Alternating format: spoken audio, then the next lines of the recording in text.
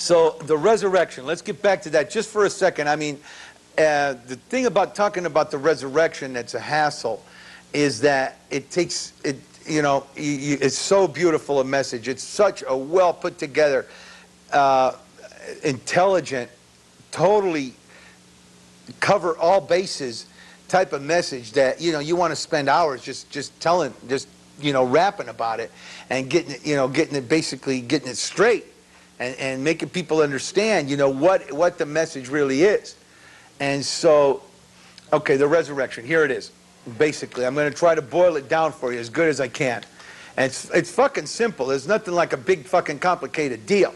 But it's very important because the movement afoot in relationship to Christ is to try to put Christ in a camp with a lot of other religious leaders, of the world. And this is the Jesus Seminar and all those people and shit. They want to homogenize Christ in such a way to where he's a non-threatening, non-threatening kind of entity. You see what I mean? Non-threatening kind of situation where you could be a Christian as well as you could be anything else. And unfortunately, in Christianity, as gentlemanly as God is, I got to say, God's a gentleman, because God doesn't come down here right now and appear in front of me and enslave me even more than I am. See, if God were to appear in front of you, you'd be enslaved to God for the rest of your life. You'd be standing on a street corner, fucking yelling at the top of your lungs about God because he appeared right in front of you and he enslaved you by doing that. And that's not, it's okay. Obviously, it's okay because God's doing it. But if you were to take it in humanly terms, it could be rude to do in a sense, because instantaneously your life has changed. Your life, even though it's for the better and even though it's right and everything like that, it's a hell of an imposition. It's a hell of a demand instantaneously that happens to you right then and fucking there. So God, let me put it this way. God hasn't appeared in front of me and done that to me. And I know he hasn't done it to Dr. Scott because Dr. Scott tells us that he hasn't. And so I don't know anybody that he has done it to except the guys in the Old Testament. And those guys were fucking pissed. A lot of those guys didn't like that shit. Abraham, it took him a fucking shitload of time to get to, to cut to what God told him to do in the first place. The man's tendency is not to follow the directions that good. And so God was doing that in the Old Testament, though. He was standing up right in front of folks, man, and telling them exactly what's coming down the line. Now, so in these particular times, he's a little bit more gentlemanly, and that's what I'm trying to get at. And God's a gentleman in that sense, but then you've got this other thing where it doesn't seem like there's much room for being polite. And that is that you're either with him or against him. You see? Now, that doesn't sound too polite. That doesn't sound like, like there's a lot of room in there. There's the room between you're either with him or against him is so fucking minuscule that, that's it. You're either with him or you're against him. Now, that's not a, if you stop and think about that, you're either with him or against him. If you're not with him, you're actually against him. That's a severe situation you got going there.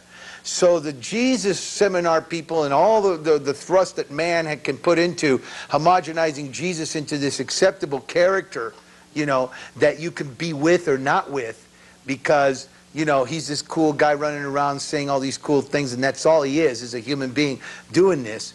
That's what the movement afoot is that man has inside of his entire body, is to make Christ that particular kind of entity that you can either accept or not accept. That's not what's happening. That's not what's happening at all. And so it's important to know that that's not what's happening. And the resurrection is your biggest clue to the fact that that's not what's happening. Because Christ, first of all, was running around.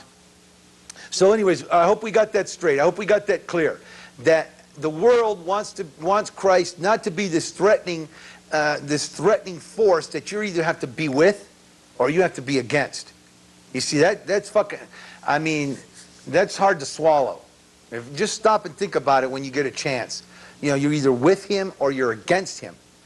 You know, that's hard to swallow. And so the world doesn't like that shit, and so they want to change it into something else. And how they change it into something else is they get Christ to be something that you don't necessarily have to be with. And if you're not with him, you're not necessarily against him, you know, because he's just cool, groovy character running around just spouting off groovy things.